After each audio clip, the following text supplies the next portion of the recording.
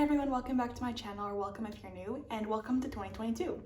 So I haven't posted in a couple weeks, and actually a bit over a month now, because I originally wanted to take off a week or two just for myself, but I ended up getting COVID over the holidays, and it definitely sucked. Plus I started school in January and applying to internships for the summer, and that's definitely been kicking my ass, so I haven't really had time to sit down and film for a while. But today I finally want to catch up on my upload schedule and go over my December wrap-up. Starting off with my favorite part, the reading statistics. For 2021, I read 176 out of my 152 book goal, and I read 14 books in December. Looking at my moods on Storygraph, it looks like I read mostly mysterious, tense, dark, and adventurous books. I read just over 5,000 pages. The average rating was about 3.5 stars. I had 2 2.5 stars, 5 3 stars, 2 3.5 stars, 3 4 stars, 1 4.5, and 1 5-star book. The lowest rated book on my list was Punk 57, tied with The Arrangement, and the highest rated was actually Layla by Colleen Hoover. In terms of pace, I mostly read fast and medium-paced books. This is very similar to last month because I read a lot of thrillers, and I typically read medium to fast-paced books because I'm really impatient. Looking at the genre distribution, I mostly read YA, thriller, and romance, which is not very out of the ordinary for me, but I also read a lot of mystery and sports-related books, which is kind of unusual. I mostly read books between 300 and 499 pages. I read only one book that was greater than 500 pages, and that was The Host by Stephanie Meyer. Again, this is very typical for me because I usually read books that are between 300 and 500 pages long. Going over to fiction versus nonfiction, I mostly read fiction this month, 85% compared to 15% nonfiction. This distribution is starting to become the norm for me. I used to read like 50-50 nonfiction and fiction, but recently I started leaning towards fiction more after starting book 2. So let's get into the actual wrap-up today. To keep things organized, I'm going from my lowest rated to highest rated books. The lowest rating I usually give is maybe 2 or 2.5 stars. And that's usually because the ending disappointed me or something changed halfway through that I didn't like. Starting off with my 2 and 2.5 star reads. The first book in this category is Punk 57, and this is a very popular book on Book Talk, and I have no idea why. It's about 2 teens, a guy and a girl, who've been pen pals since I think 5th grade, and they haven't stopped writing since, and they're now in high school. So they agreed to never look each other up online or try to find out other information about them. Now, I'm a fan of trashy romance, but this wasn't good trashy romance, for me at least. I really liked the book in the beginning, but I kind of lost interest halfway through. I wasn't into the book the entire time, but there were definitely parts where I was so hooked, and it was hard to stop reading, but those were sometimes few and far between. One of my pet peeves in romance is when the guy has to be just super rich for some reason. I kind of want like a role reversal where the girl's rich one time, but that wasn't the case in this book. The steamy scenes also weren't really my taste. I didn't enjoy them, but I'm sure some people will. Another book I rated 2.5 stars was The Arrangement. Now, I went into this book not knowing anything about it. I just thought it would be a cheeky little romance. I was in the mood for a book that I could read in one sitting, and when I sorted my Goodreads TBR by number of pages, this came up first. So this is about a couple who decide that to save their marriage, they have to see other people but remain married. They agree to date someone new every week, but also to never talk about the dates or about the person that they're seeing. That's what the book is generally about, but there's a twist halfway through that kind of changes the whole course of the story that I was not expecting. Again, I picked this book up on a whim, and I didn't really know what genre it is, so I was a little bit surprised. I enjoyed the first half, but it kind of lost me halfway through. I also thought the ending was ridiculous. There's a plot twist there, but it felt like it was there just for the sake of being shocking, and it didn't really make any sense. Going into a 3-star category.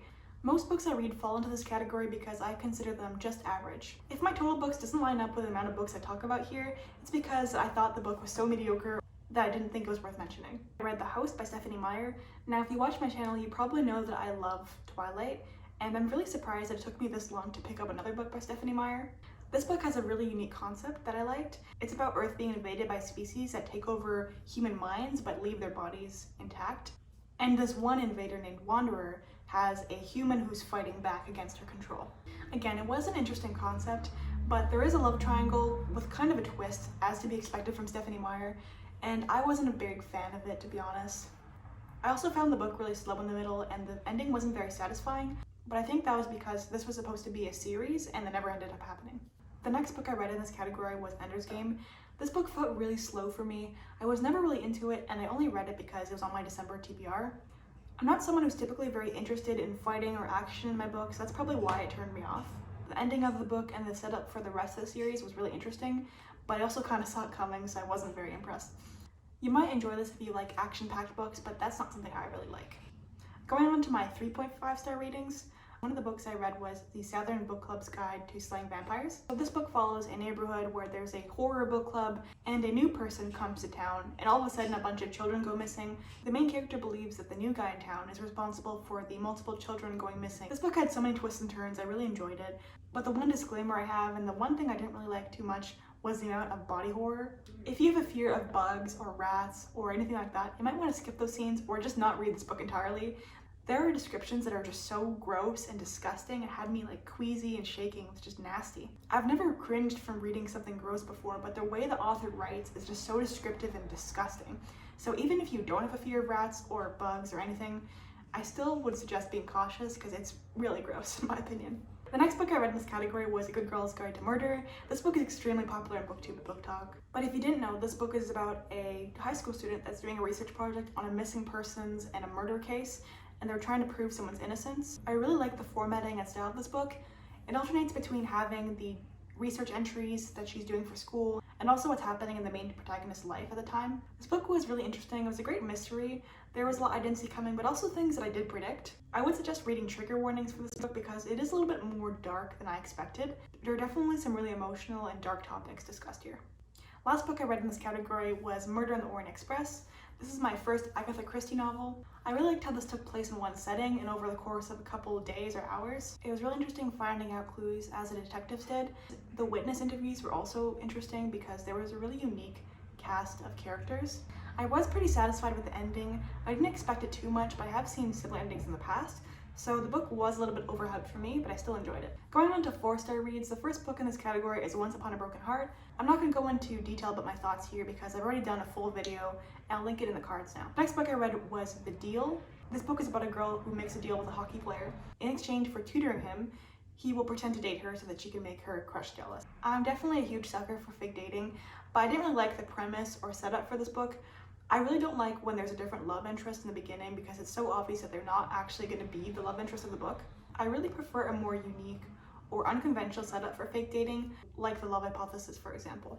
There's some cute dialogue here, so I recommended it to my friends, and I would recommend you give it a try too.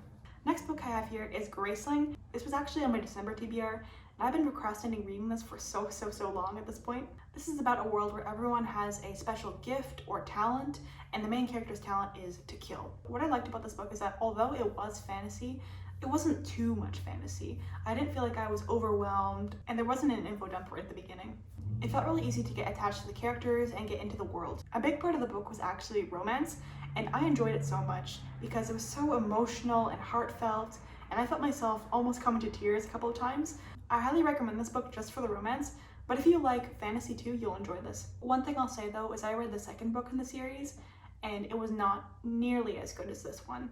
Graceling could definitely be read as a standalone if you prefer that, but if you really enjoy the world, I would suggest giving Fire, the second book, a try anyway. Even if I didn't like it, there's a possibility you might, because it's very well loved by the community. The last 2 books of the month were by Colleen Hoover, and I really like them so much. So the first book I have is Verity, and this was my first book I ever read by Colleen Hoover. So this book is about a struggling writer named Lowen who gets a job of a lifetime where she gets to finish a popular book by a best-selling author named Verity who is too sick to continue.